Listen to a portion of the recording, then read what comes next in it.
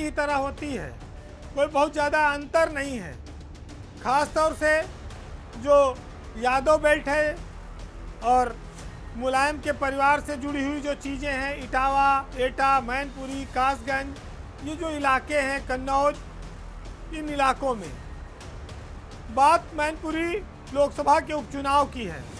चुनाव तो 3 हो रहे हैं, लेकिन सबसे ज़्यादा नज़र इसी पर है, क्योंकि यहाँ पर समाजवादी कुनबा मुलायम की विरासत को बचाने के लिए अब आगे आया है, चुनाव लड़ने जा रहा है।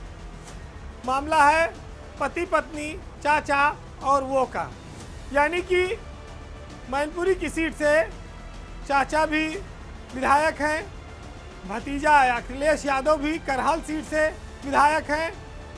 मुलायम सिंह यहीं से सांसद थे, उनके निधन के बाद अब वो जो सीट रिक्त हुई उस पर अखिलेश की पत्नी और पूर्व सांसद डिम्पल यादव को उम्मीदवार बनाया गया है। मुलायम परिवार के लिए ये सीट बहुत आसान रही है, उनका गढ़ रहा है, लेकिन चूंकि उपचुनाव थोड़ा कठिन होता है, सरकारी मशीनरी का आशंका रहती है कि उसका दुरुपयोग हो जाएगा। ऐसे में जो समीकरण हैं जातीय, वो तो समाजवादी पार्टी के पक्ष में हैं। दूसरा, मुलायम के निधन के बाद जो सहानुभूति की लहर है वो भी समाजवादी पार्टी के पक्ष में है। तीसरा, सबसे बड़ी बात, डिम्पल यादव को कैंडिडेट बनाने से अब इससे बड़ा कोई कैंडिडेट सपा नहीं दे सकती थी। ये एक सेफ नाम है। तो समाजवादी पार्टी इस लोकसभा चुनाव में अपर हैंड जरूर है, लेकिन अभी सबकी नज़र बीजेपी के कैंडिडेट पर है। ऐसा माना जा रहा है कि शायद बीजेपी मुलायम के सम्मान में यहाँ कोई प्रत्याशी ना लड़ाए। अगर ऐसा भी होता है, क्योंकि 2024 में लोकसभा का चुनाव फिर से होना है, इस उपचुनाव के बाद 1-1.5 साल का मामला बचेगा, तो मुलायम को मोदी जैसे नेता श्रद्धांजलि भी दे सकते हैं और एक मैसेज भी दे सकते हैं कि वो देश के बड़े नेताओं का सम्मान करते हैं। उनकी सीट पर वो चुनाव नहीं लड़ाया, उपचुनाव उन्होंने। तो ये बहुत सारी बातें, लेकिन ये बात की हैं, इसका कोई जमीन नहीं है, बस सिर्फ एक कयास है। अखिलेश के ऊपर इस बात की जिम्मेदारी है कि अपने पिता की विरासत को भी बचाओ और अपने पति पत्नी के सम्मान को भी। चुनौती चौतरफा है, क्योंकि कोई लड़ाई मामूली नहीं है।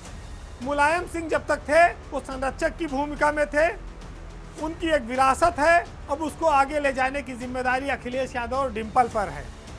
डिम्पल 4 चुनाव लड़ चुकी हैं, कन्नौज से वो 2 बार सांसद भी रही हैं, ये उनका 5वां चुनाव है। अखिलेश यादव के लिए कहा जाता है कि वो उपचुनाव में कहीं चुनाव प्रचार करने नहीं गए, जिसकी वजह से रामपुर हार गए, फिर आजमगढ़ भी उनकी अपनी सीट थी, वो हार गए। लेकिन अब की बार प्रचार के अलावा डेरा भी जमाएंगे, क्योंकि मामला पार्टी की साख के साथ साथ गृह मंत्रालय से भी जुड़ा है। पत्नी डिम्पल यादव को जिताने की सारी जिम्मेदारी उन्हीं पर होगी। वैसे डिम्पल यादव सियासत में काफ़ी परिपक्व हो चुकी हैं और वो कनेक्टिविटी रखती हैं। मुलायम परिवार की बहू के नाते जो जिम्मेदारी होनी चाहिए वो चुनाव के दौरान वो निभाती भी हैं। ख़ास तौर से पार्टी की महिला प्रत्याशियों को जिताने के लिए वो कई बार सभाएं करती रहती हैं, विधानसभा लोकसभा चुनावों में उनकी सक्रियता है। पार्टी में कोई बड़ी जिम्मेदारी उनके पास नहीं है, लेकिन उनके नाम का एक ग्लैमर है, उनको देखने और सुनने, उनसे मिलने लोग आते हैं। महिला कैंडिडेट होने के नाते इसका भी उनको फ़ायदा मिलेगा। अखिलेश यादव चाहते तो उनको राज्यसभा का भी सांसद बना सकते थे, उनके पास इतनी ताकत है विधायकों की, हर 2 साल पे 3 सांसद वो भेज सकते हैं, लेकिन उन्होंने यहाँ पर रिस्क लिया। ये मैसेज भी है कि पिता की विरासत को पति पत्नी मिलकर आगे बढ़ाएंगे। अब एक बात आती है चाचा शिवपाल की, अगर डिम्पल प्रत्याशी ना होती तो शिवपाल चुनाव लड़ते चाहे जहाँ से लड़ते। अब वो थोड़ा हिचकिचा गए हैं, उनके कदम रुक गए हैं, वो डिम्पल के प्रचार में भी आएंगे। तो एक बहुत बड़ी समस्या अखिलेश यादव के सामने की ये खत्म हुई, जो परिवार से आ सकती थी।